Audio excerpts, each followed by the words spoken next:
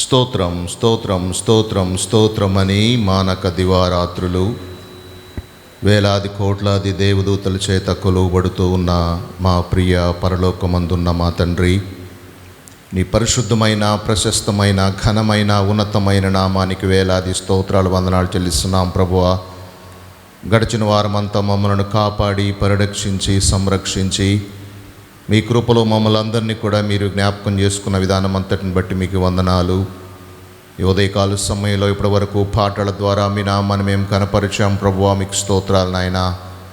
ప్రభువా నా తండ్రి, ఈ మిగిలిన సమయాన్ని కూడా మీ స్వహస్తాలకు సమర్పిస్తూ ఉన్నాం ప్రభువా. మీ సహాయము మీ సహకారము మాకు దయచేయమని కోరుకుంటూ ఉన్నాం. మీకు వందనాలు నా తండ్రి నాయన. మమ్మల్ని అందరినీ కూడా మీ కృపలో వర్ధిల్లింపచేయండి. మా పని పాటల్లో ప్రభువా మీరు చూపుతూ ఉన్నటువంటి మీ సహాయాన్ని బట్టి మిమ్మల్ని స్తుతిస్తున్నాం నాయన, మిమ్మల్ని ఘనపరుస్తున్నాం ప్రభువా. మీకు స్తోత్రాలు తండ్రి. ప్రత్యేకంగా నాయన నా తండ్రి, మీ కాపుదలలో మీ భద్రతలో మమ్మల్ని ఉంచినందుకు మీకు స్తోత్రాలు ప్రభువా. నాయన ఘనంగా మిమ్మల్ని స్తుతించే బిడలుగా ఆరాధించే బిడలుగా మమ్మల్ని చేయమని కోరుకుంటూ ఉన్నాం. మీకు స్తోత్రాలు నాయన. మమ్మల్ని అందరినీ కూడా మీ సిలువ చాటు మరుగుపరిచి మీ నామానికి మహిమ తెచ్చుకుంటారని నమ్ముచు ఈ ఉదయకాలపు దీవెనలతో నింపి మిగిలిన సమయాన్ని కూడా మీ స్వహస్తాలకు అప్పగించుకుంటూ ఉండగా సహాయం చేయమని నజరేయుడైన యేసు క్రీస్తు నామాన ప్రార్థించి మరి మిక్కిలి వినయంతో అడిగి వేడుకొనుచున్నాను మా పరమ తండ్రి, ఆమేన్. దేవుని యొక్క వాక్య భాగాన్ని కొంతసేపు మనం జ్ఞాపకం చేసుకుందాము. ఇర్మియా గ్రంథము 8వ అధ్యాయము 7వ వచనాన్ని చదువుకుందాం. ఆకాశములకెగురు సంకుబుడి కొంగయైనను తన కాలము నెరుగును, తెల్ల గొవ్వయు మంగళ కత్తి పిట్టయు ఓదె కొరుకును, తాము రావలసిన కాలమును ఎరుగును. చాలండి. నిజంగా ఇర్మియా గ్రంథము చదువుతూ ఉంటే కొన్నిసార్లు చదువుతూ ఉన్నటువంటి క్రమంలో మొదటి 2 అధ్యాయాలు ఇర్మియాను దేవుడు పిలిచినటువంటి విషయాన్ని మనం చూస్తాము. తర్వాత ముందుకు చదువుతూ ఉంటే చాలా క్రోధము, చాలా ఇశ్రాయేలు ప్రజలు లేదా యూదా ప్రజలు వారు దేవునికి అవిధేయమైనటువంటి క్షణాలలో దేవుడు వారితో ఏమి మాట్లాడాడు, ఎలాగ వారిని బలపరుస్తున్నాడు, ఎలాగ వారిని ఆశీర్వదిస్తున్నాడు, ఎలాగ వారిని మరలా పిలుస్తున్నాడు అనే విషయాలను మనం అక్కడ జ్ఞాపకం చేసుకోవచ్చు. కానీ యెషయా గ్రంథము అంతా కూడా జరగబోయేటటువంటి అంశాల గురించి, యేసయ్య పుట్టుక, యేసయ్య ఎదుగుదల, యేసయ్య యొక్క మరణము, యేసయ్యను ఎలాగ సంహరించారు, ఇలాంటి విషయాలన్నిటి గురించి కూడా మనము యెషయా గ్రంథంలో చదువుతూ ఉంటాం. కానీ ఇర్మియా గ్రంథంలో ఈ ప్రజల యొక్క అవిధేయమైనటువంటి పరిస్థితిని గురించి ఇర్మియా గ్రంథంలో ఇర్మియా ప్రవక్త రాశాడు. ఆయన ఒక ప్రవక్త. ఇర్మియా ఎవరు? ఒక ప్రవక్త. ప్రవక్త అంటే అర్థం ఏంటంటే ప్రవచించేటటువంటి స్వభావము కలిగినటువంటి వాడు. అంటే ప్రవచించటము స్వతహాగా ప్రవచించడు. దేవుని యొద్ద నుంచి ఏదైనా సరే వర్తమానం తీసుకొని దానిని గూర్చే తన ప్రజలకు తెలియచేసే అనుభవం కలిగినటువంటి వాడు ఇర్మియా. అయితే నా ప్రియ సహోదరి సహోదరులారా, ఈ ఉదయకాల సమయంలో మనం గమనించినట్లయితే కొంత వాక్య భాగాన్ని మనము జ్ఞాపకం చేసుకుందాం. ఇది చాలా చిత్రమైనటువంటి మాటగా కనబడుతూ ఉంటుంది. ఆకాశములకెగురు సంకుబుడి కొంగయైనను తన కాలమును ఎరుగును.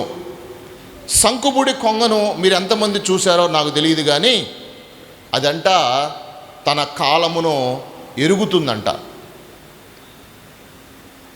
అంటే దేవుని యొక్క వాక్య భాగంలో కూడా మనం చూస్తే సొలొమోను మహారాజు ప్రసంగి గ్రంథంలో రాస్తాడు, ప్రతిదానికి సమయము కలదు అని రాస్తాడు. అంటే ప్రతిదీ కూడా కాలానుగుణంగా జరుగుతూ ఉంటుంది అని రాస్తున్నట్లుగా కూడా మనము జ్ఞాపకం చేసుకోవచ్చు. ఇదేం కాలం? ఇదేం కాలం అండి? చలికాలం. రాబోయేది ఏం కాలం? వేసవి కాలం. ఇంకా అవతల కావచ్చు. రాబోయే కాలం ఏం కాలం? రాబోయేది వర్షాకాలం. వర్షాకాలం తర్వాత వచ్చినటువంటి కాలం అంతే కదా.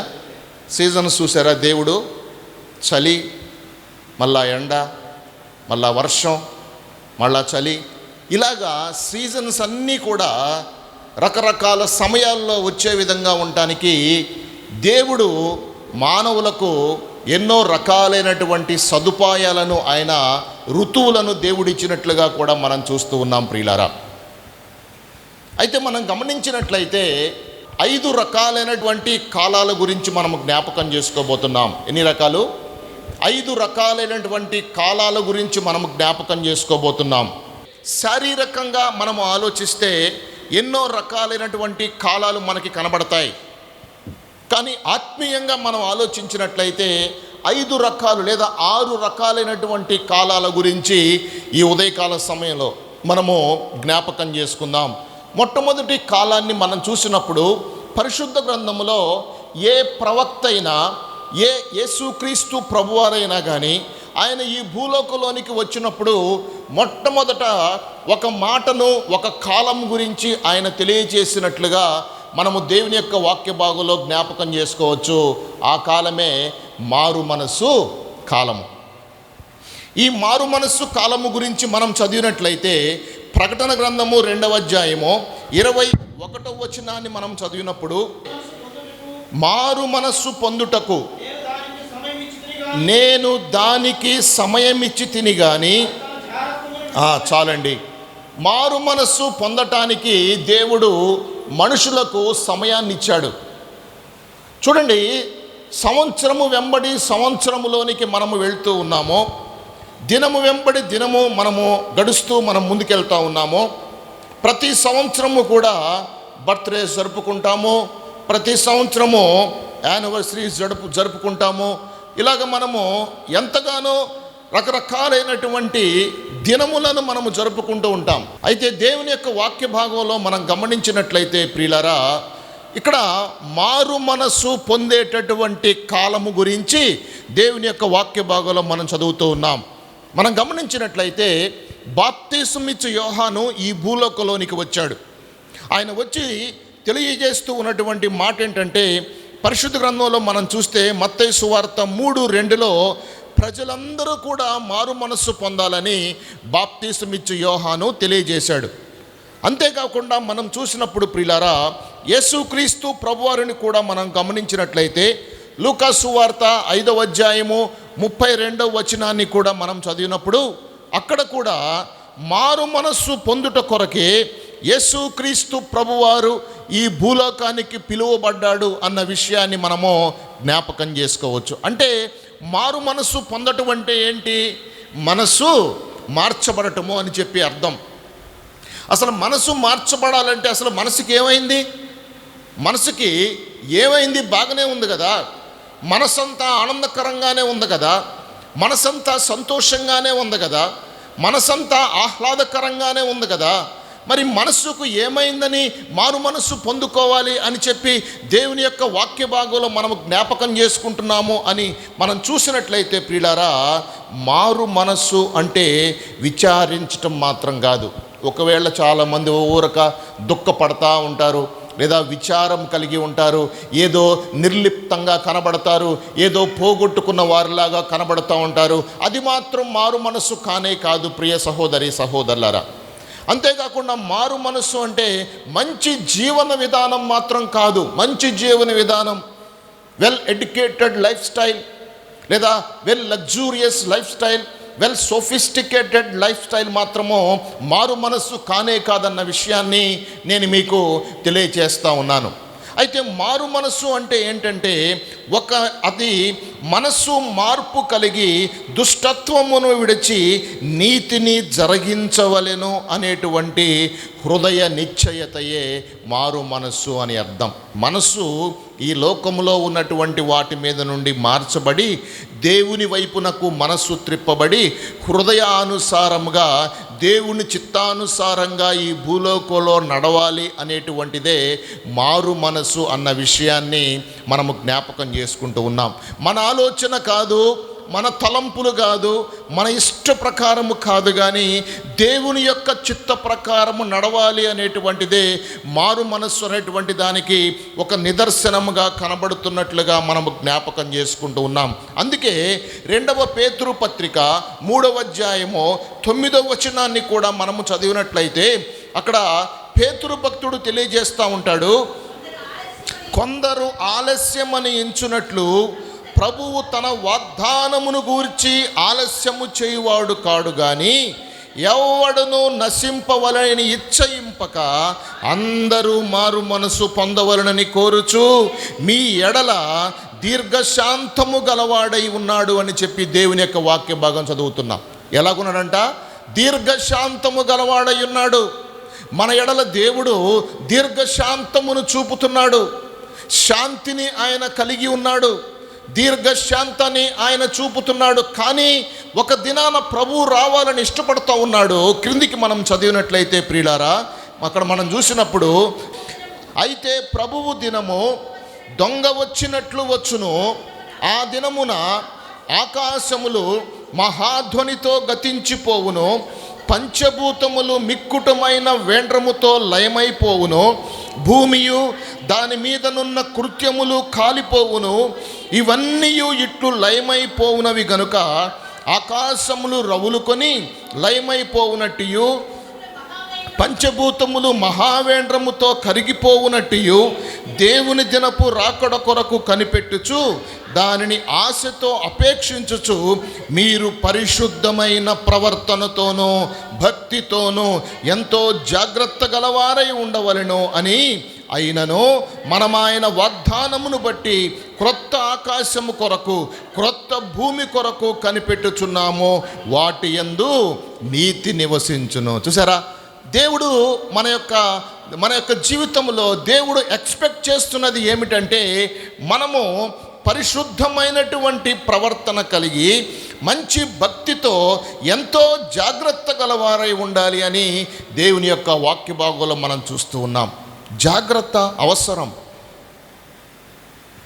ప్రతి విషయంలో కూడా జాగ్రత్త అనేది, కేర్ఫుల్గా ఉండటం అనేది చాలా అవసరం. ప్రియ సహోదరి సహోదరులారా, చిన్న చిన్న విషయాల్లో కూడా లేదా పెద్ద విషయాల్లో కూడా జాగ్రత్త తీసుకోవటం, సేఫ్గా ఉండటం, సేఫ్టీలో నివాసము చేయటం, దేవుడు ఇచ్చేటటువంటి ఆ కంఫర్ట్లో మనం ఉండటం అనేది మనకు ఎంతో ఆశీర్వాదకరమన్న విషయాన్ని నేను మీకు జ్ఞాపకం చేస్తూ ఉన్నాను. అది మారు మనసుకి సాదృశ్యంగా ఉండి అంతటా అందరూ కూడా మారు మనసు పొందాలని యేసు ప్రభువారు ఇంకా వెయిట్ చేస్తున్నాడు, ఇంకా ఆలోచిస్తున్నాడు, ఇంకా స్లో అవుతూ ఉన్నాడు, ఇంకా రావాలి రావాలి రావాలని చెప్పి దేవుడు ఉద్దేశము కూడా కలిగి ఉన్నాడు. అంతేకాకుండా చాలామంది అడుగుతున్నారు, ప్రభువా ఇంకొచ్చేసేయి ప్రభువా, ఐఎమ్ రెడీ, ఇంకొచ్చేయి ప్రభువా, నేను ఇప్పుడు బాగున్నాను ప్రభువా, నేను భక్తిలో ఉన్నాను ప్రభువా, మంచి ప్రవర్తన కలిగి ఉన్నాను ప్రభువా, ఇప్పుడు వచ్చేసేయి ప్రభువా, నన్ను తీసుకెళ్ళి ప్రభువా అని కొంతమంది దేవుడిని అడుగుతూ ఉన్నారు. కొంతమంది అంటున్నారు, ప్రభువా ఇంకొంచెం వెయిట్ చేయి ప్రభువా, నేను ఇంకా ప్రిపేర్ అవ్వలేదు ప్రభువా, నేను రెడీ కాలేదు ప్రభువా అని చెప్పి కొంతమంది ఇంకా అడుగుతూ ఉన్నారు. ప్రియ సహోదరి సహోదరులారా, అయితే ఆయన రానుద్దేశించి కూడా ఏమంటున్నాడంటే, అంతటా అందరూ కూడా మారు మనసు అంటే నిజంగా దేవునికి మనుషులంటే ఎంత ప్రేమో మనం అర్థం చేసుకోవచ్చు. దేవుడు సృష్టించినటువంటి ప్రతి వ్యక్తి కూడా దేవునితో ఉండాలని దేవుని యొక్క ఆలోచన. ఎవరైనా సొంత కుమారుణ్ణి చంపుకుంటారంటండి? మీరు ఆలోచించండి. మనము సొంత కుమారుణ్ణి చూస్తూ చూస్తూ చంపుకుంటామా? చంపుకోము. అట్ ద సేమ్ టైం దేవుడు కూడా అంతే. మనందరినీ కూడా తన యొక్క రక్తముతో ఆయన కొన్నాడు. మనందరినీ కూడా ఆయన యొక్క రక్తం పెట్టి వెలపెట్టి మనందరినీ కూడా మన యొక్క ఆయన మన పాపాన్ని తీసివేయటానికి, మన శోధనను, మన యొక్క ఉపద్రవాన్ని మన మీద లేకుండా తీసివేయటానికి ఏం చేశాడంటే మనందరి కొరకు ఆయన శిలువ మీదకి ఎక్కినట్లుగా మనం జ్ఞాపకం చేసుకోవాలి. ఎందుకంటే మనందరము కూడా ఈ భూలోకంలో పుట్టిన ప్రతి బిడ్డ కూడా పరలోకంలో ఉండాలని దేవుని యొక్క చిత్తమైనది. అందుకే యేసయ్య అంటే అది ఒక మార్గము అని చెప్పి ఎన్నోసార్లు దేవుని యొక్క వాక్య భాగంలో చదువుతాం. మనుషులకేమో అర్థం కావట్లేదు. యేసయ్య అంటే మార్గం, యేసయ్య అంటే సత్యం, యేసయ్య అంటే అల్టిమేట్గా పరలోకంలో నిత్య జీవం అని చెప్పి దేవుడు చెప్తా ఉంటే ఈ యొక్క తెలియనటువంటి జనాభా ఏం చేస్తున్నారంటే ఏందో మతం మారుస్తున్నారు, ఏడకపోతున్నారు. అందరూ ఆడే ఉంటున్నారు, ఎవరింట్లో వాళ్ళే ఉంటున్నారు. ఏడకపోతున్నారు మతం మారి, ఎవరింట్లో వాళ్ళే ఉంటుంటారు, ఎవరు అన్నం వాళ్ళే తింటుంటారు. ఆదివారం మందిరానికి పోతారు, మారితే ఏమైద్ది? రంగు మారుతుందా? వస్త్రాలేగా ఊరకు మారుతున్నాయి, ఏమైనా మారిపోతున్నాడా? ఏమైపోతుందంటే వాడి హృదయం మారిపోతుంది అంతే. బయటకు అలాగే ఉంటారు, హృదయమో మారిపోయి నూతనత్వములోనికి, పరిశుద్ధతలోనికి వస్తూ ఉన్నాడు. కాబట్టి దేవునికి ఇష్టమైన బిడ్డగా నివాసం చేస్తున్నాడు. కాబట్టి అది ఇతరులకు అంతగా ఇష్టం ఉండొచ్చు, ఇష్టం ఉండకపోవచ్చు. ప్రియ సహోదరి సహోదరులారా, అందుకే ఎన్నో రకాలుగా మాట్లాడుతూ ఉండవచ్చు క్రైస్తవులను బట్టి. కానీ దేవుని యొక్క ఉద్దేశం ఏంటంటే అంతటా అందరూ కూడా మారు మనసుని పొందుకోవాలి. అంతటా అందరూ కూడా మారు మనసును పొందుకోవాలి. అందుకే దేవుని యొక్క ఉద్దేశమైనట్లుగా మనం చూస్తున్నాం. మారు మనసు పొందినటువంటి ప్రజలు చాలామంది ఉన్నట్లుగా మనం చూస్తూ ఉన్నాం. ప్రియులారా, నినివే పట్టణస్థులు మారు మనసును పొందారా? నినివే పట్టణస్థులు. దేవుడు ఏం చెప్పాడు? యోనానికి నినివే పట్టణానికి పో అన్నాడు. యోనా ఏమన్నాడు? తర్షీషు పట్టణానికి వెళ్ళే ఓడను ఎక్కాడు. ఇక్కడ ఏమైనా సక్సెస్ అయ్యాడా?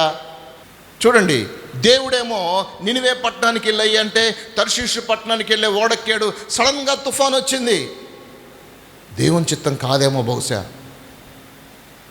తుఫాన్ వచ్చింది సరేనని చెప్పి ఆ తిమింగలం మింగింది. తిమింగలం ఎక్కడ తీసుకొని వచ్చి యోనాను తీసుకొని వచ్చింది?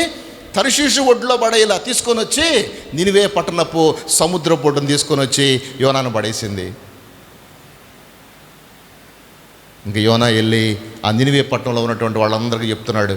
రాజు దగ్గరికి వెళ్ళి చెప్పాడు, రాజా, కొన్ని రోజుల్లో మీరు బహుశా చనిపోతారేమో, దేవుని యొక్క ఉగ్రతతో మీరు మారు మనసు పొందండి అని చెప్పంటే అందరూ కూడా ప్రార్థన చేయటం ప్రారంభించి అందరూ మారు మనసుకి దేవునికి అప్పచెప్పుకున్నట్లుగా అన్ని జంతువులైతేనేమి, మంత్రులైతేనేమి, రాజు అయితేనేమి, అక్కడ సామంతులు, పెద్ద పెద్ద గొప్పవారు అందరూ కూడా, సాధారణమైనటువంటి ప్రజలు అందరూ కూడా మారు మనసు పొందటానికి తమ యొక్క జీవితాన్ని దేవునికి సమర్పించినట్లుగా మనం ఇక్కడ జ్ఞాపకం చేసుకుంటూ ఉన్నాం. ప్రియ సహోదరి సహోదరులారా, అంతేకాకుండా జక్కయ్య మారు మనసు పొందాడా? దేవుడు అడిగాడా జక్కయ్యని, జక్కయ్య ప్లీజ్ జక్కయ్య మారు మనసు పొందాక అని చెప్పి దేవుడు ఏమైనా అడిగాడా జక్కయ్యని? ఇంట్లోకి వచ్చాడు యేసయ్య, అంతే. యేసయ్య జక్కయ్యకు ఇంట్లోనికి వచ్చాడు. జక్కయ్య ఇంట్లోకి వచ్చి అటు ఇటు చూస్తూ ఉన్నప్పుడు జక్కయ్య చేసినటువంటి పని జక్కయ్యకు అర్థమైపోయింది. జక్కయ్య చేసినటువంటి తప్పు జక్కయ్యకి అర్థమైపోయి దేవుని దగ్గర ఒప్పుకుంటున్నాడు. యేసయ్య అన్నాడు, ఇతడును అబ్రహాము కుమారుడే, నేడు ఇంటికి రక్షణ. మారు మనసు, అది మారు మనసు అంటే. అంటున్నాడు, అయ్యా నేను ఎవరి దగ్గర అయితే 1 రూపీ తీసుకున్నానో 4 రూపీస్ తిరిగి ఇస్తానయ్యా అని చెప్పి జక్కయ్య చెప్తున్నాడు. అది మారు మనసు అంటే. నినివే పట్టణస్థులు పొందుకున్నది మారు మనస్సు, జక్కయ్య పొందుకున్నది మారు మనస్సు. ఇంకా మనం గమనించినట్లయితే పేతురు జీవితాన్ని కూడా మనం గమనిస్తే మత్తయి సువార్త 26వ అధ్యాయము 75వ వచనాన్ని మనం చూసినట్లయితే, కనుక కోడి కూయక మునుపు నీవు నన్ను ఎరుగనని ముమ్మారు చెప్పెదవని యేసు తనతో అనిన మాట పేతురు జ్ఞాపకము తెచ్చుకొని వెలుపలికి పోయి సంతాపపడి ఏడ్చెను. మారు మనసు అంటే సంతాపం వస్తుంది. మారు మనసు అంటే కామన్గా మారు మనసు పొందటం కాదు. మారు మనసు అంటే దుఃఖపడి మనం చేసినటువంటి పాత పాపాలన్నీ ప్రభు దగ్గర ఒప్పుకోవటమే, కప్పుకోవటం కాదు. నేనేం చేయలేదులే అని అనుకోవటం కాదు, పరిసయుడు అనుకున్నట్లుగా అనుకోవటం కాదు, నాదేం లేదులే అన్నట్టుగా అనుకోవటం కాదు, నేను నిరపరాధిని అని అనుకోవటం కాదు. ఒప్పుకొని దానిని విడిచిపెట్టటమే మారు మనసు యొక్క లక్షణం అన్న విషయాన్ని నేను మీకు జ్ఞాపకం చేస్తూ ఉన్నాను. ఇంకా ప్రియ సహోదరి సహోదరులారా, మనం చూసినట్లయితే పెంతెకోస్తు దినమున సువార్త వినినటువంటి యూదులందరూ కూడా 2వ అధ్యాయము అపోస్తుల కార్యాల గ్రంథము 2వ అధ్యాయము 37వ వచనాన్ని మనం చదివినట్లయితే అక్కడ చూస్తాము, కొంతమందిని అంటున్నారు కదా, వారు ఈ మాట విని హృదయములో నొచ్చుకొని, సహోదరులారా మేము ఏమి చేతుమని పేతురును కడమ అపోస్తలను అడగగా, పేతురు, మీరు మారు మనసు పొంది పాప క్షమాపణ నిమిత్తము ప్రతివాడు యేసుక్రీస్తు నామమున బాప్తిస్మం పొందుడి, అప్పుడు మీరు పరిశుద్ధాత్మ అను వరాన్ని పొందుతారు అని చెప్పి ఇక్కడ మనం జ్ఞాపకం చేసుకుంటున్నాం. పరిశుద్ధాత్మ అను వరాన్ని పొందుతారు. ఆ పరిశుద్ధాత్మను వరాన్ని పొందినప్పుడు ఆ పరిశుద్ధాత్మను మనల్ని నడిపిస్తూ ముందుకు తీసుకొని పోతూ ఉంటాడు. ప్రియ సహోదరి సహోదరులారా, అందుకే పేతురు చెప్పాడు, ఒక్కసారే 3000 మంది బాప్తీసం పొందారు. ఒంగోలులో కూడా 2222 నంబర్ అంతమంది బాప్తీసం పొందారు ఒకరోజు కదండి. 2222 అంటే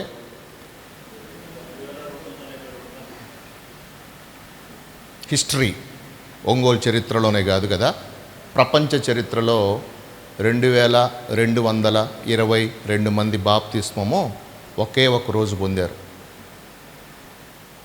దొరలు వచ్చారు అప్పుడు పొందారు. హిస్టరీ, అదొక హిస్టరీ, ప్రపంచంలో history, not only in India. ఇక్కడ పేతురు దగ్గరికి 3000 మంది వచ్చి ఒకసారి బాప్తిస్మం పొందారు. మనసులు మారిపోయినాయి వాళ్ళవి, అందరూ భయపడిపోయారు. అమ్మో యేసయ్యను మనం చంపేసామేమని చెప్పి అందరూ మనసులు మారిపోయి ఏమంటున్నారంటే, అయ్యా మేమేం చేయాలయ్యా, మేమేం చేయమంటారు, మమ్మల్ని ఏం చేయమంటారు చెప్పండి, మమ్మల్ని పశ్చాత్తాపడాలి, మేము పశ్చాత్తాపడాలి కాబట్టి మమ్మల్ని ఏం చేయమంటారు, what we have to do అడిగితే, మీ అందరూ కూడా మారు మనసు పొంది పాప క్షమాపణ నిమిత్తము అందరూ కూడా బాప్తీసం పొందండి, పరలోక రాజ్యం వెళ్తామని చెప్పి అక్కడ రాయలేదు. కానీ మీరు పరిశుద్ధాత్మ అను వరాన్ని చూడండి. ఈ రోజుల్లో బోధ ఎట్లా ఉంటుంది? బాప్తీసం పొందండి, చూడండి చాలా జాగ్రత్త అర్థం చేసుకోవాలి మీరు. బాప్తీసం పొందండి బోధ అలాగుంటుంది. కానీ ఇక్కడ ఏం జరుగుతుంది? మీరు బాప్తీసం పొందితే పరిశుద్ధాత్మ అను వరాన్ని పొందుతారు. ఆ పరిశుద్ధాత్మ దేవుడు మనల్ని నూతనత్వంలోనికి నడిపిస్తూ ఉంటాడు. ఇది ఒక రోజు అయ్యే ప్రాసెస్ కాదు, ఒక రోజులో శుద్ధుడైపోయే ప్రాసెస్ కాదు, ఒక రోజుల్లో నూతనత్వం పొందుకునే ప్రాసెస్ కాదు. ఇది ఒక మెట్టు మాత్రమే. ఈ మెట్టులో నిలబడి పరిశుద్ధాత్మ చెప్పిన ప్రకారంగా మనము ముందుకు వెళుతూ ఉన్నట్లయితే దేవుడు మనల్ని ఒక రూపాంతర స్థితికి తీసుకొని పోతాడు. ఒక రూపాంతర స్థితికి దేవుడు తీసుకొని అందుకే ఈ యొక్క రోమన్స్లో 12వ అధ్యాయం, ఇంత గొప్ప సాక్ష్య సమూహము మీ ముందు ఆవరించి ఉన్నందున మీకు సులభముగా చిక్కులు పెట్టు ప్రతి పాపమును విడిచిపెట్టి అని చెప్పి అక్కడ రోమీలకు రాసిన పత్రిక 12వ అధ్యాయంలో మనం అక్కడ చదువుతాం. పౌలు గారు ఆ మాట తెలియజేస్తాడు. దయచేసి చూడండి, రోమా 12:2లో మనం చదివినట్లయితే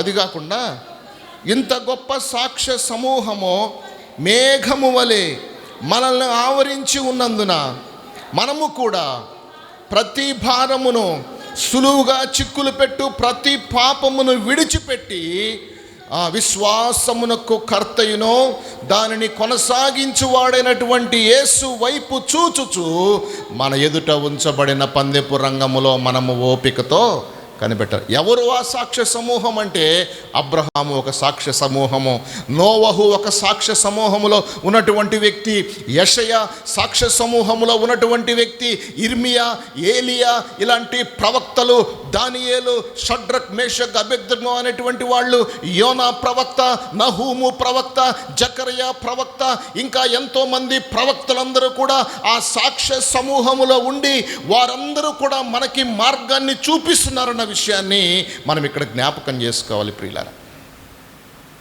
మనం ఇక్కడ జ్ఞాపకం చేసుకోవాలి. అందుకే దేవుని యొక్క వాక్య భాగంలో మనం చదివినట్లయితే అపోస్తలుల కార్యాల్లో వారు యూదులందరూ కూడా విని దేవుని యొక్క మాటలను అంగీకరించినట్లుగా మనము దేవుని యొక్క వాక్య భాగంలో జ్ఞాపకం చేసుకుంటున్నాం. కొరింథీయులకు రాసిన పత్రికలో కూడా కొరింథీయులు కూడా అలాగే మారు మనసు పొందుతారు. 2వ కొరింథీయులకు రాసిన పత్రిక మనం చూద్దాం. పరిశుద్ధ గ్రంథంలో మనం చదివిన 7వ అధ్యాయము 8 నుంచి 10 వచనాలు మనం చదివినట్లయితే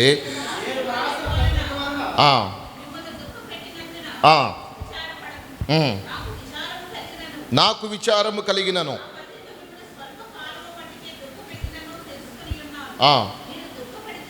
మీరు దుఃఖపడితిరని, సంతోషించట్లేదు కానీ మీరు దుఃఖపడి మారు మనసు పొందితిరని ఇప్పుడు సంతోషించుచున్నాను. దుఃఖపడి మీరు దుఃఖపడ్డారనుకుని నేను బాధపడలేదు. మీరు దుఃఖపడితే పడ్డారు కానీ మారు మనసు పొందారయ్యా, దాన్ని బట్టి నేను సంతోషపడుతున్నానయ్యా అని చెప్పి దేవుని యొక్క వాక్య భాగంలో కూడా మనము జ్ఞాపకం చేసుకుంటూ ఉన్నాం. అందుకే యేసుప్రభు వారు కూడా అంటారు కదా, మారు మనసు పొందినటువంటి ఒక్క పాపి విషయమై పరలోకంలో గొప్ప, మారు మనసు పొందినటువంటి ఒక్క పాపి విషయమై పరలోకంలో గొప్ప విందు జరుగును. ఎవరు చేస్తారండి విందు పరలోకంలో? ఇప్పుడు ఆలోచించారా? అసలు అన్నం కూర తింటారా వాళ్ళు పరలోకంలో? మీరు చెప్పండి కదా. మరి ఈ విందు ఏంది అక్కడ? మళ్ళీ they will rejoice in the presence of the lord. వారు దేవుని సన్నిధిలో సంతోషిస్తారు, గంతులు వేస్తారు, దేవదూతలన్నీ ఆనందిస్తారు, దేవునిలో ఎంతగానో చప్పట్లు కొట్టి దేవుని ఆరాధించి దేవుని మహిమపరుస్తారు. ప్రభువా, ఇదిగో ఒక వ్యక్తి రక్షణ పొందాడయ్యా, ఒక వ్యక్తి మారు మనసు పొందాడయ్యా అని చెప్పి అందరూ కూడా దేవుని యొక్క సన్నిధిలో ఆనందిస్తూ గంతులు వేస్తూ ప్రియులారా దేవుని నామాన్ని జయకేతనంగా ఎగురువేస్తూ ఉంటారన్న విషయాన్ని నేను మీకు జ్ఞాపకం చేస్తూ ఉన్నాను. కాబట్టి మారు మనసు అనేది చాలా ముఖ్యమైనటువంటి విషయం. అది క్రైస్తవులకు మాత్రమే అర్థమవుతూ ఉంటుంది. మంచి కార్యాలు చేయొచ్చు, ఒక 100 మందికి వస్త్రాలు పంచిపెట్టవచ్చు, ఒక 1000 మంది పేదవారికి మనం అన్నదానం చేయొచ్చు. అది మంచి కార్యం మాత్రమే, అంతవరకే. మంచోడు అని అంటారు, అంతవరకే. కానీ మారు మనసు అనేది మన యొక్క హృదయాలలో, మన అంతరంగాల్లో జరిగేదన్న విషయాన్ని నేను మీకు జ్ఞాపకం చేస్తూ ఉన్నాను ప్రియులారా. రెండవ విషయం మనం గమనించినట్లయితే ప్రార్థనా కాలము. మొట్టమొదటి కాలము మారు మనసు కాలము, రెండవది ప్రార్థనా కాలము. అపోస్తుల కార్యాల గ్రంథము 3వ అధ్యాయము 1వ వచనాన్ని మనం చదివినట్లయితే, పగలు 3 గంటలకు ప్రార్థనా కాలమున పేతురును యోహానును దేవాలయమునకు ఎక్కి వెళ్ళుచుండగా పుట్టినది మొదలుకొని కుంటివాడైన ఒక మనుష్యుడు మోసుకొని పోబడుచుండెను. ఎన్ని గంటలకంటండి? పగలు 3 గంటలకి. పగలు 3 గంటలకి ప్రార్థనా కాలమున పేతురు యోహానును దేవాలయమునకు మెట్లెక్కి వెళ్తూ ఉన్నారు. దేవాలయానికి ఆ దినాల్లో మన దేవాలయానికి మెట్లు ఉంటాయి. యెరూషలేము దేవాలయానికి మీరు చూడండి, యెరూషలేము దేవాలయానికి మెట్లు ఉంటాయి. ఆ మెట్లను చూసే ఇక్కడ కూడా మెట్లు తయారు చేయించారు మనోళ్ళు సోదరులు. అక్కడ ఆ మెట్లెక్కి వెళ్తూ 4 మెట్లు ఎక్కగానే మెట్లు పక్కన ఒకడు కూర్చొని ఉండి, అయ్యా 1 రూపాయి ఏంటి అని చెప్పి భిక్షం అడుగుతూ ఉన్నాడు. ప్రియ సహోదరి సహోదరులారా, పేతురు అంటున్నాడు, ఇటు చూసి అంగీలో జేబులు చేతులు పెట్టి ఇటు చూసుకుంటే అంగీకి జేబు ఉంది కానీ డబ్బులేం లేవు అంటున్నాడు. వెండి బంగారం నా యొద్ద, అంటే ఆ దినాలలో వెండి బంగారాన్ని దానం చేసేటటువంటి వ్యక్తులు కూడా ఉన్నారన్న విషయాన్ని పేతురు భక్తుడు తెలియజేస్తున్నాడు. ఆ దినాలు వెండి ఇస్తారు లేదా బంగారం ఇస్తారు. ఆ దినాల్లో ధర్మకార్యాలు ఏదైనా సరే, ఒక మంచి కవితను చెప్పి రాజుని మెప్పింపజేశాడు అనుకో, తీసుకోరా ఇదిగో అని చెప్పేసి ఒక దండ తీసిరేస్తాడు రాజు. వెండిని ఇసిరేస్తారు, తీసుకోండి అని చెప్పి ధర్మ కార్యాల కొరకు ఎవరైనా వివాహం చేసుకోవాలండి అని చెప్పి అడిగారు అనుకోండి, ఇంత గుప్పిడి బంగారం తీసి ఇదిగో తీసుకొని పో, మీ పాపకు వివాహం చేయని చెప్పి రాజులు ఇస్తూ ఉంటారు ఆ దినాల్లో. ప్రియులారా, ఈ వెండి బంగారాలన్నీ ఈ రోజుల్లో వెజిటబుల్స్ అమ్ముతున్నట్టు ఈ రోడ్ల మీద అమ్మేటటువంటి వాళ్ళు ఆ దినాల్లో. ప్రియులారా, పేతురు అంటున్నాడు, అవేం మా దగ్గర లేవయ్యా, మాకొక్కటే ఉంది, నీ చెయ్యి ఇటీ అని చెప్పంటే చెయ్యి ఇచ్చాడు. పట్టుకొని గట్టిగా లాగాడు వాడిని ముందుకి. గట్టిగా ఏం చేశాడు? పట్టుకొని పైకి లేపాడు. పైకి లేపంగానే అన్ని అవయవాలన్నీ కూడా సెట్ అయిపోయినాయి. ప్రియులరా, సెట్ అయిపోయి ఆ పిల్లడు ఏం చేస్తున్నాడు? యవనస్తుడు వీళ్ళతో పాటు మందిరంలోకి ఎక్కాడు. వీళ్ళతో పాటు మెట్లెక్కి లోపలికి వచ్చాడు. మెట్లెక్కి లోపలికి వచ్చి లోపల అందరూ కూడా దేవుణ్ణి స్తుతిస్తూ పాటలు పాడుతుంటే ఊరికి ఎగురుతున్నాడు. ఇట్టుంచటు ఎగురుతూ అటు ఇటు ఎగురుతూ దేవుణ్ణి స్తుతిస్తూ, దేవుని ఘనపరుస్తూ, దేవుని ఆరాధిస్తా, దేవుని సంతోషపెడతా ఉంటే ఆడున్న ప్రజలు అంటున్నారు, రే ఇటు అక్కడ మెట్ల దగ్గర కూర్చొని ఉన్నటువంటి ఇందాక మనం వీడి కాయిన్ వేసాం కదా, ఇప్పుడు వీడేంటి ఇట్లాగా వచ్చి ఏసై చుట్టూ తిరిగి ఆ యేసు ప్రభు చుట్టూ తిరుగుతున్నాడేంది, వాళ్ళ టీంతో ఉంటున్నాడేంది, ఏంది అని చెప్పి అందరూ కూడా విస్మయం పొందారని చెప్పి దేవుని యొక్క వాక్య భాగంలో మనం చూస్తాం. అక్కడ చూడండి 10వ వచనములో, శృంగారమును దేవాలయపు ద్వారమునొద్ద భిక్షము కొరకు కూర్చుండిన వాడు వీడే అని గుర్తెరిగి వానికి జరిగిన దానిని చూచి విస్మయముతో నిండి పరవశించిపోయారంట. అందరూ పరవశించిపోయారు. ప్రియ సహోదరి సహోదరులు, అది ఏం కాలం అంటే ప్రార్థనా కాలము. అందుకే దేవుడు కూడా మనం గమనించినట్లయితే ప్రార్థన చేయవలసినటువంటి బాధ్యత మనందరి మీద ఉందని, అబ్రహాము మొదలుకొని ఎంతోమంది భక్తులు ప్రార్థించినటువంటి వారిగా మనకి కనబడుతున్నట్లుగా కూడా దేవుని యొక్క వాక్య భాగంలో మనము జ్ఞాపకం చేసుకోవచ్చు. ప్రియ సహోదరి సహోదరులారా, వారందరూ కూడా ఎంతగానో ప్రార్థించారు, ప్రభువుని అడిగారు, ప్రభు దగ్గర నుంచి వాళ్ళు పొందుకున్నట్లుగా కూడా మనము దేవుని యొక్క వాక్య భాగంలో జ్ఞాపకం చేసుకుంటున్న వారందరూ కూడా అబ్రహాము ప్రార్థించాడు. ఇలాగే ఇంకా భక్తులందరూ కూడా ఎంతో ప్రార్థనా జీవితాన్ని కనబరిచినట్లుగా పట్టుదల కలిగి, వినయ మనస్కులుగా కలిగి, వారిని వారు క్షమించుకుంటూ, వారు ఎంతోమంది కొరకు, రాజుల కొరకు, అధికారుల కొరకు, ఉపదేశకుల కొరకు, పరిశుద్ధుల కొరకు, మనుషులందరి కొరకు, దేశము కొరకు, రోగుల కొరకు, మనల్ని హింసించు వారి కొరకు, మనల్ని బాధించు వారి కొరకు, పాపము చేసిన సహోదరుల కొరకు, ఒకరి కొరకు ఒకరు ఎంతోమంది ప్రార్థించినట్లుగా, ప్రార్థనా జీవితాన్ని కలిగి ఉన్నట్లుగా మనం చూస్తూ ఉన్నాం. ఎందుకంటే ప్రార్థన అనేది ఒక క్రైస్తవునికి వెన్నెముక లాంటిది. ప్రార్థన లేకపోతే మనిషి విశ్వాసములో నిలబడలేడు. ప్రతిదాని వైపుకి వెళ్తుంటాడు, ప్రతిదాని మీద ఆశపడతా ఉంటాడు. ప్రార్థన కలిగినటువంటి క్రైస్తవుడు స్థిరంగా ఉంటాడు. ఆత్మీయ జీవితాన్ని కలిగి అభివృద్ధిలోకి వస్తూ ఉంటాడు. ప్రతిదానికి ఆశపడడు, కంట్రోల్లో ఉంటాడు ప్రతిదానికి. అందుకే ఇక్కడ మనం గమనించినట్లయితే అబ్రహాము సొదొమ గొమొర గురించి ప్రార్థించాడు. లోతు కుటుంబము రక్షింపబడాలని చెప్పి ప్రార్థన చేశాడు. నీవు ఎవరి గురించి ప్రార్థన చేస్తున్నావో అట్లీస్ట్ నాకు తెలియదు ప్రియులరా. ప్రతి సంవత్సరము కూడా ఒక కుటుంబం గురించో, ఒక ఊరి గురించో, ఒక గ్రామము గురించో, ఒక జిల్లా గురించో మనం ఒక టార్గెట్ లాగా పెట్టుకొని దాని కొరకు మనము ప్రార్థన చేయవలసిన ఆవశ్యకత ఎంతైనా ఉన్నది. ఒక కుటుంబాన్ని ఒక టార్గెట్గా పెట్టుకొని దాని కొరకు ప్రార్థన చేయాలి. అబ్రహాము ప్రార్థన చేశాడు, లోతు కుటుంబం కొరకు ప్రార్థన చేశాడు. ఎంత ఇష్టమో లోతు అంటే అబ్రహాంకి, ఎంత ఇష్టమో తన బంధువులంటే అబ్రహాంకి, ఎంత ఇష్టమో తన బంధువుల్ని విడిచిపెట్టకూడదని లోతు అంటే ఎంత ఇష్టమో తన యొక్క అబ్రహాముకి. అయ్యా 100 మంది పోయారు, 50 మంది పోయారు, 20 మంది, 30 మంది పోయారు, అయ్యా 10 మంది ఉంటే ఆ దేశాన్ని రక్షిస్తావంట అయ్యా అని చెప్పి దేవదూతతో బతివలాడుతున్నాడు. 5 రక్షిస్తాను, తీసాయి బాయ్. ఏంది అబ్రహాం ఎన్నిసార్లు బతులాడుతున్నావు నువ్వు అని చెప్పి దేవుని యొక్క దూతలు చెప్తున్నాయి. అప్పుడు చెప్పాడు, అయ్యా లోతని మా బంధువులు ఒకరు ఉన్నారయ్యా కుటుంబంలో, ఆ ప్రాంతంలో సొదొమ గొమొర్రాలో, వాళ్ళని కాపాడాలయ్యా అని చెప్పి వెళ్ళినప్పుడు ప్రియులారా ఎట్లా పట్టుకొని తీసుకొని వస్తున్నారు దేవదూతలు. మేము కాపాడతాను, నువ్వు భయపడవకని చెప్పి అబ్రహాముకు చెప్పారు.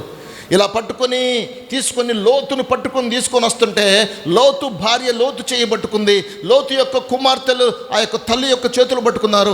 అందరూ త్వరగా పరిగెత్తుకుంటూ ముందుకు వస్తున్నారు. వెళ్ళిపోవాల్సిందే, ఎందుకంటే ఆ దేశం మీదకి అగ్ని గంధకాలు కురిపించబోతున్నాయి కాబట్టి త్వరగా ముందుకు వెళ్ళిపోవాలి, లేదా మరణమైపోతారు. గొప్ప అగ్ని గంధకం ఆ దేశం మీద పడగానే లోతు భార్య ఆ వెలుగును చూసి ఇట్లా వెనక్కి తిరిగి చూసింది. రే దేశం అంతా ఇలాగ అయిపోతుంది అని చెప్పి వెనక్కి తిరిగి చూడగానే అక్కడికక్కడే ఆమె ఒక స్తంభంలాగా అయిపోయిందండి. పిల్లలు విడిచిపెట్టేసి వచ్చేసేసారు తండ్రితో పాటు. ఇక్కడ ముగ్గురు ముందుకి అలాగా ఆ దేశం విడిచి ఆ కొండ దాటి అవతలకు వెళ్ళిపోవడం జరిగింది. ప్రియులారా, అబ్రహాము తన యొక్క కుటుంబీకుల కొరకు ప్రార్థన చేశాడు. కుటుంబము కాపాడబడాలి, వారు రక్షింపబడాలని చెప్పి ప్రార్థన చేశాడు. అంతేకాకుండా ప్రియులారా గమనించినట్లయితే మోషే ఇశ్రాయేలు ప్రజలందరి కొరకు ప్రార్థన చేశాడు. నిర్గమకాండ గ్రంథము 32వ అధ్యాయము 11 నుంచి 14 వచనాలు మనం చదివినట్లయితే, యెహోవాను బ్రతిమాలుకొని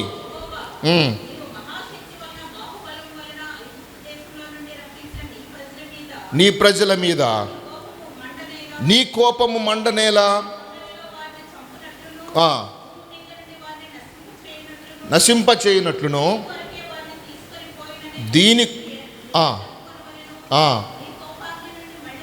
నీ కోపాగ్ని నుండి మళ్ళుకొని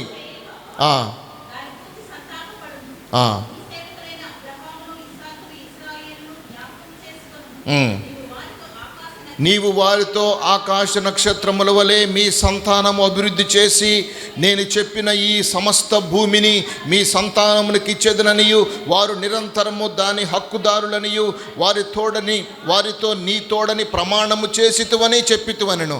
అంతటా యెహోవా తన ప్రజలకు చేసేదనని చెప్పిన కీడును గూర్చి సంతాపం. చూసారా, ఒక వ్యక్తి ప్రార్థన చేసినప్పుడు దేవుని యొక్క హృదయములో ఉన్నటువంటి ఆలోచన మార్పు చెందిందండి.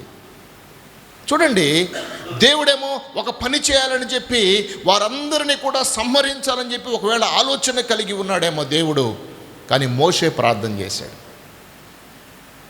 మోషే ప్రార్థన చేస్తే దేవుడు ఏం చేశాడంటే మోషే ప్రార్థనను ఆలకించి ఆయన చేసేదనని చెప్పినటువంటి కీడును గూర్చి దేవుడు సంతాపపడ్డాడు. దేవుడు సంతాపపడటం ఏంటి? దేవుడు సంతాపపడ్డాడు. Yes, we have to pray for some of the people nearby. నీ దగ్గర ఉన్నటువంటి కొంతమంది ప్రజల గురించి మనము ప్రార్థన చేయవలసిన ఆవశ్యకత ఎంతైనా ఉన్నది. సమయాన్ని సద్వినియోగపరచుకోవడం అంటే అదే. కాబట్టి పరిశుద్ధ గ్రంథంలో ఇంకొంచెం ముందుకెళ్ళినట్లయితే ఎంతోమంది స్టెఫెను, ఇంకా యేసుక్రీస్తు ప్రభువారు, దానియేలు, అంతేకాకుండా పేతురు, యోహానులు సమరయుల కొరకు ప్రార్థన చేశారు. ఇలా ఎంతోమంది ప్రార్థన అనుభవాన్ని కలిగినటువంటి వారు ప్రియులారా. అంతేకాకుండా మనం చూస్తే ఇంకొక కాలము రక్షణ కాలము, ఇంకొక కాలము నిలువవలసినటువంటి కాలము, ఇంకొక కాలము కోత కాలము, చివరిగా మనం చూస్తే ఆశీర్వదింపబడే కాలం. మొట్టమొదటి కాలం ఏంటి చెప్పండి? మారు మనసు కాలము. రెండవ కాలము ప్రార్థనా కాలము. మూడవది రక్షణ కాలము. నాలుగవది నిలువవలసినటువంటి కాలము. ఎస్తేరు 4:14 దానికి రిఫరెన్స్, నిలువవలసినటువంటి కాలము. ఐదవ కాలం మనం చూస్తే కోత కాలము. యోహాను సువార్త 4వ అధ్యాయము 35వ వచనము. కోత కాలము అది. ఈ రెండు మాటలు చూసి మన మాటలు ముగించుకుందాం. కోతకాలము మనం చూసినట్లయితే చూడండి, యోహాను సువార్త 4వ అధ్యాయము 35 మనం చదువుకుందాం. ఇంకా 4 నెలలైన తరువాత కోతకాలము వచ్చునని మీరు చెప్పుదురు కదా. ఇదిగో మీ కనులెత్తి పొలములను చూడుడి, అవి ఇప్పుడే తెల్లబారి కోతకు వచ్చి ఉన్నవని మీతో చెప్పుచున్నాను. విత్తువాడు కోయువాడు కూడా సంతోషించినట్లు కోయువాడు జీతము పుచ్చుకొని నిత్య జీవార్థమైన ఫలము సమకూర్చుకొనుచున్నాడు. విత్తువాడొకడు కోయువాడొకడను మాట ఈ విషయములో సత్యమే అన్న విషయాన్ని నేను మీకు జ్ఞాపకం చేస్తున్నాను. 9వ అధ్యాయము మత్తయి సువార్త 35వ వచనం నుండి మనం చదివినట్లయితే, రాజ్య సువార్త ప్రకటించుచు ప్రతి విధమైన రోగమును ప్రతి విధమైన వ్యాధిని స్వస్థపరచుచు సమస్త పట్టణముల యందు గ్రామముల యందు సంచారం చేసెను. ఆయన సమూహములను చూచి వారు కాపరి లేని గొర్రెల వలె విసికి చెదరియున్నందున వారి మీద కనికరపడి, కోత విస్తారమే గాని పనివారు కొద్దిగా ఉన్నారు గనుక తన కోతకు పనివారిని పంపమని కోత యజమానిని వేడుకొనుడని తన శిష్యులతో చెప్పాను. ఏం చెప్పారంట? విస్తారమైనటువంటి సమూహాలను దేవుడు చూస్తున్నాడు, యేసయ్య చూస్తున్నాడు. యేసయ్య చూసి అనుకుంటున్నాడు, ఆయన సమూహములను చూచి వారు కాపరి లేని గొర్రెల వలె విసికి చెదిరియున్నందున వారి మీద కనికరపడ్డాడు. కాపరి లేని గొర్రెలు ఎట్లుంటాయి మీరు చెప్పండి? గొర్రెలు కాసే కాపరు ఉంటాడు. ఏమండి, ఒక 50 గొర్రెలు ఉంటాయి. 50 గొర్రెలు ఉంటాయి. 50 గొర్రెలకి ముందు ఒక వ్యక్తి, వెనక ఒక వ్యక్తి నడుస్తూ ఉంటారు. ముందు వ్యక్తి ఎట్ట నడుస్తుంటాడో అవి తలకాయ ఉంచుకొని ఆ గొర్రెలు ఆ యొక్క కాళ్ళను చూస్తూ ఫాలో అవుతూ ముందుకు వెళ్ళిపోతూ ఉంటాయి. వెనుకున్నటువంటి వ్యక్తి మిగిలినటువంటి వాటన్నిటిని కూడా సెటరేట్ చేసుకుంటూ ముందుకు తీసుకొని పోతా ఉంటాడు. అయితే కాపరి లేనటువంటి గొర్రెలు కనబడుతున్నాయి. కొన్ని గొర్రెలు, వాటికి కాపరి లేడు. గొర్రెలు అంటే అర్థం ఏంటంటే వాటికి తప్పకుండా కాపరి ఉండాలి. అందుకే యేసు ప్రభువు చెప్పారు కదా, ఈ కీర్తన గ్రంథంలో మనం చదువుతాం కదా, యెహోవా నా కాపరి, నాకు లేమి కలగదు. కాపరి ఉంటే మనకు లేమి కలగదు.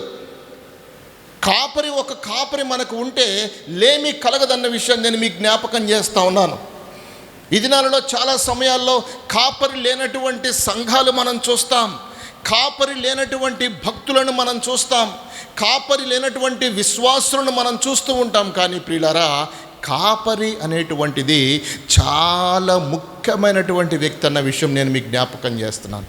యేసయ్య చూశాడు, కాపరి లేనటువంటి సమూహాలను చూశాడు. అయ్యో, వీళ్ళందరూ కూడా కాపరి లేని గొర్రెల్లా కనబడుతున్నారు కదా అని చెప్పి యేసు ప్రభువారు వాళ్ళతో ఏమంటున్నాడంటే, వాళ్ళ మీద కనికరపడి కోత విస్తారమే కానీ పనివాళ్ళు కొద్దిగా ఉన్నారు. ఎవరు కావాలంట? పనివాళ్ళు కావాలి. పనివాళ్ళు కావాలి దేవునికి. చూడండి, పెత్తనం చేయటం వేరు, పని చేయటం వేరు. ఎప్పుడైతే మనము పని చేస్తా ఉంటామో పెత్తనం ఆటోమేటిక్గా వచ్చింది. ఒక వ్యక్తి ముందు ఆలోచించవలసింది ఏంటంటే, పని చేయటం అనేటటువంటిది నేర్చుకోవాలి. ఫస్ట్ పని చేసేవాడే ఒక దినాన పెత్తందారుడుగా మార్చబడుతున్నట్లుగా మనం జ్ఞాపకం చేసుకోవాలి. ఒక వ్యక్తి మంచి ఉద్యోగం సాధించాలి అంటే మొట్టమొదట బేసిక్గా బాగా చదవాలి. చదివిన తర్వాత ఎగ్జామ్ రాస్తాడు. ఎగ్జామ్ రాసి ఇంటర్వ్యూలో పాస్ అయిన తర్వాత అతనికి ఉద్యోగం ఆటోమేటిక్గా వచ్చేసింది. నాకు ఉద్యోగం కావాలి, నాకు ఆ ఉద్యోగం వచ్చిద్దిగా, నాకు వచ్చేసిద్దిగా, నేను ఆ ఉద్యోగం సాధిస్తానుగా అని ఆశపడుతూ ఉన్నప్పుడు బాగానే ఉంది. ఆశ ఉంటే బాగానే ఉంది. కానీ దానికి తగ్గ కృషే లేదుగా ఇక్కడ, దానికి తగ్గ వర్కౌట్ లేదుగా ఇక్కడ, దానికి తగ్గటువంటి శారీరక శ్రమ లేదు ఇక్కడ. లేనప్పుడు ఏమైందనంటే ప్రియులారా, సక్సెస్ అనేది చాలా లేట్ అయిపోతున్నట్లుగా నేను మీకు జ్ఞాపకం చేస్తున్నాను. అందుకే ఇక్కడ మనం చూసినట్లయితే కోత విస్తారమే కానీ పని చేసేటటువంటి వారు కొద్దిగా ఉన్నారు గనుక తన కోతకు పనివారిని పంపమని కోత యజమానుని వేడుకొనుడని తన శిష్యులతో చెప్పాను. ఎవరు కావాలంట? పనోళ్ళు కావాలి. కోత కోసేవాళ్ళు కావాలా. అయ్యగారు మిషన్లు వచ్చినాయి కదా అయ్యగారు, ఇప్పుడు మేము ఏడ కోత కోయమంటారు అయ్యగారు? ఆ కోత కాదు యేసు ప్రభువారు చెప్పింది. మిమ్ములను నేను మనుషులను పట్టు జాలరునిగా. చివరిగా మనం చూసినట్లయితే దేవుని యొక్క వాక్య భాగంలో ఆశీర్వదింపబడేటటువంటి కాలం పరిశుద్ధ గ్రంథంలో మనం చూద్దాం. ద్వితీయోపదేశకాండ గ్రంథం 7వ అధ్యాయము 13వ వచనం చదువుకొని మన మాటలు ముగిద్దాం.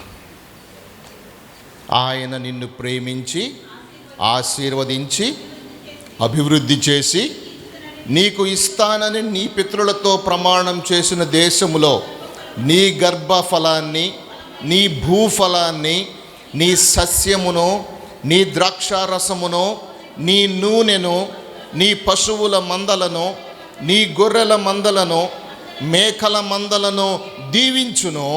సమస్త జనముల కంటే ఎక్కువగా నీవు ఆశీర్వదింపబడుదువు. ఎంత గొప్ప మాట అండి. సమస్త జనుల కంటే ఎక్కువగా నీవు క్రిందికి మనం చదివినట్లయితే, నీలో మగవానికి కానీ ఆడదానికి కానీ గొడ్డుతనం ఉండదు, పశువుల్లో ఉండదు. యెహోవా నీ యొద్ద నుండి సర్వ రోగాలను తొలగించి నీవు ఎరిగియున్న ఐగుప్తులోని కఠినమైన క్షయవ్యాధులన్నిటినీ నీకు దూరపరచి నిన్ను ద్వేషించు వారందరి మీదికి వాటిని పంపించేస్తాడు. నీకు ఆరోగ్యం కలుగు చేస్తాడు, నీకు ఆరోగ్యం ఇస్తాడు దేవుడు. ఇక్కడ చెప్తూ ఉన్నటువంటి మాట అదే. మీ యొక్క పరిధిలో ఉన్నటువంటి సర్వ రోగాలను తొలగిస్తాను, దేవుడు తొలగించగలడు అనేటువంటి విశ్వాసాన్ని నీవు కలిగి ఉన్నట్లయితే, అమ్మా నీ విశ్వాసము నిన్ను స్వస్థపడు. కుమారి నీ విశ్వాసము నిన్ను స్వస్థపడు. ఇంకా మళ్ళా దాని జోలికి నీవు వెళ్ళవాకమ్మా.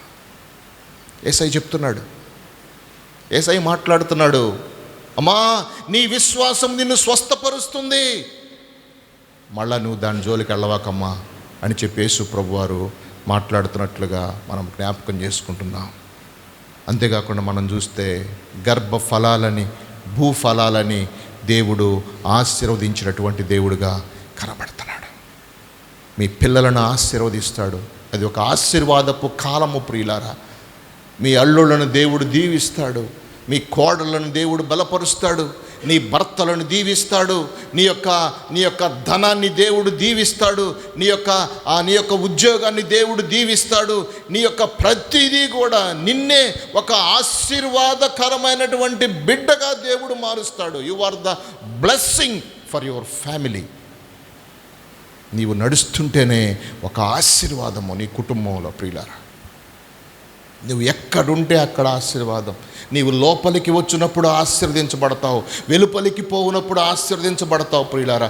నీవు నాకు కావాలి ప్రభువా, నాకు దయచేయి ప్రభువా, నన్ను అలాగ దీవించు ప్రభువా అని చెప్పి మనం అడిగినట్లయితే you are the blessing for your family. నీవు నీ కుటుంబానికి ఒక ఆశీర్వాదపు ఛానల్గా నీవు ఉండాలనే దేవుని యొక్క ఉద్దేశమైనది. నిన్ను దేవుడు అలాగ దీవించడానికి ఇష్టపడతా ఉన్నాడు.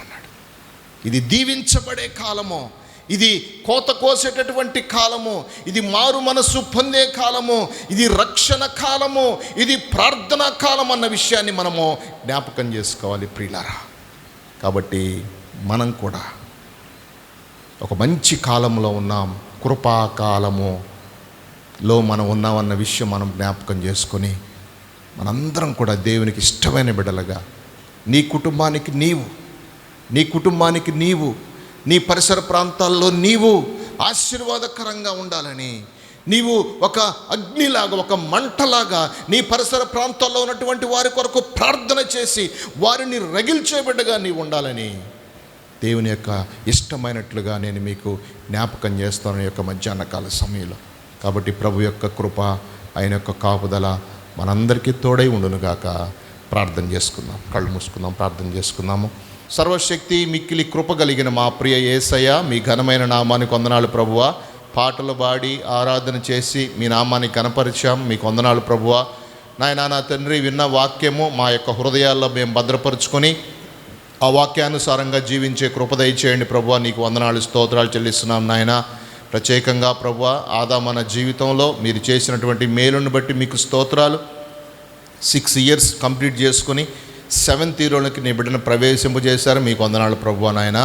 ఇచ్చినటువంటి శక్తిని బట్టి, ఎనర్జీని బట్టి, ఇచ్చినటువంటి బలాన్ని బట్టి, ఇచ్చినటువంటి జ్ఞానం, తెలివితేటలను బట్టి, ఉద్యోగాన్ని బట్టి మిమ్మల్ని స్తుతిస్తున్నాం. వారి గర్భఫలాలను జ్ఞాపకం చేసుకోండి, వారి చదువులన్నింటిలో కూడా మీ యొక్క కృప దయచేయమని కోరుకుంటూ ఉన్నాం. సహాయం దయచేయండి ప్రభువా.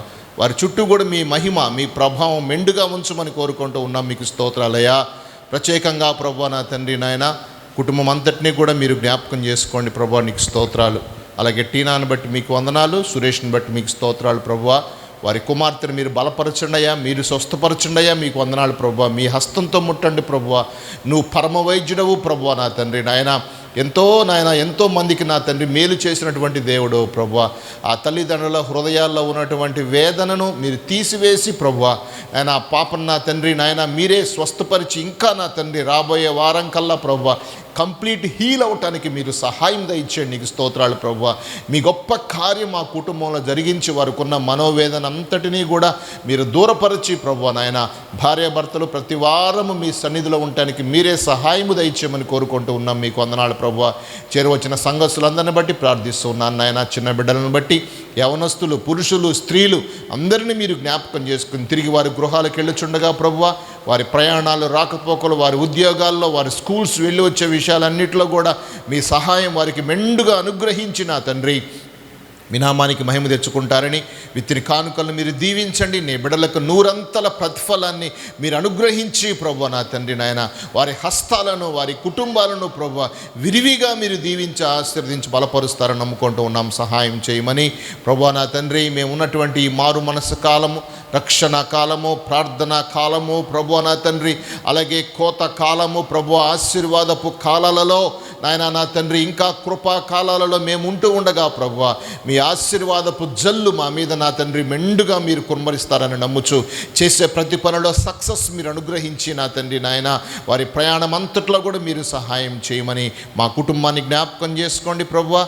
నా తండ్రి శారాన్ని జ్ఞాపకం చేసుకోండి. అలాగే గర్భఫలాలని బిల్లుని చింతలను బట్టి ప్రార్థిస్తున్నాము. వారి చదువుల్లో, వారి రాకపోకల్లో, వారి ప్రయాణాల్లో, వారికి అన్ని విషయాల్లో నా తండ్రి తల్లిగా తండ్రిగా ఉండి ఆదరించి ఆశీర్వదించి మమ్మల్ని అందరినీ కూడా నీ కృపలో నా తండ్రి అభివృద్ధిలోనికి తీసుకుని వచ్చి ప్రభువా ఎంతోమందికి ఆశీర్వాదకరంగా మమ్మల్ని ఉంచుతారని నమ్ముచు ఈ మధ్యాహ్న కాలపు దీవెనలతో మమ్మల్ని నింపుమని నజరేయుడైన యేసు క్రీస్తు అతి శ్రేష్టమైన నామాన ప్రార్థించి మరి మిక్కిలి వినయంతో అడిగి వేడుకొనుచున్నాను మా పరమ తండ్రి.